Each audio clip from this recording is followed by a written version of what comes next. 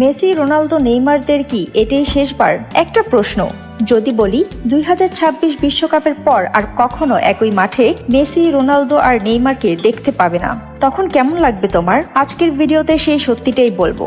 2026 বিশ্বকাপ শুরু হচ্ছে আমেরিকা, কানাডা আর মেক্সিকোতে। সেই সময় লিওনেল মেসি থাকবেন 38 বছর বয়সে, ক্রিস্টিয়ানো রোনালদো থাকবেন 41 বছর বয়সে, নেইমার জুনিয়র থাকবেন 34 বছর বয়সে। এই তিনজন মিলে খেলছেন 7টি বিশ্বকাপ, জিতিয়েছেন কোটি কোটি মানুষের হৃদয়। কিন্তু 2030 সেটা আর সম্ভব না। রোনালদো ইতিমধ্যে বলেছেন 2026ই হবে আমার শেষ বিশ্বকাপ। তবে মেসি কাতারের বিশ্বকাপ জেতার পর বলেছিলেন আরেকটা দেখতে চাই। সেই স্বপ্ন পূরণ হতে পারে 2026-এ। আর নেইমার ইনজুরি, ক্লাব সমস্যা, ব্রাজিলের দলেও জায়গা নিয়ে প্রশ্ন।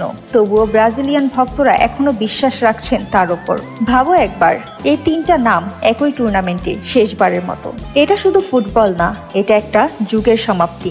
তাহলে প্রশ্ন হলো, মেসি কি পারবেন দ্বিতীয় বিশ্বকাপ জিততে? রোনালদো কি আদৌ 41 বছর বয়সেও পর্তুগালকে নেতৃত্ব দিতে পারবেন? আর নেইমার কি সত্যি ব্রাজিলের জার্সি গায়ে মাঠে নামবেন? 2026 বিশ্বকাপ হতে পারে ফুটবল ইতিহাসের সবচেয়ে ইমোশনাল টুর্নামেন্ট।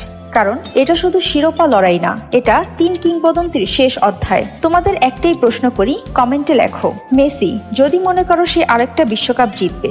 রোনালদো, যদি মনে করো সেই রাতটা পর্তুগালের হবে। নেইমার, যদি বিশ্বাস করো ব্রাজিলের স্বপ্ন সত্যি হবে। পুরো বিস্তারিত নিয়ে খুব শীঘ্রই ফিরছি নতুন ভিডিওতে। তাই সাবস্ক্রাইব করে সঙ্গেই থাকো, কারণ ওয়ার্ল্ড কাপের গল্প আমরাই বলবো সবার আগে।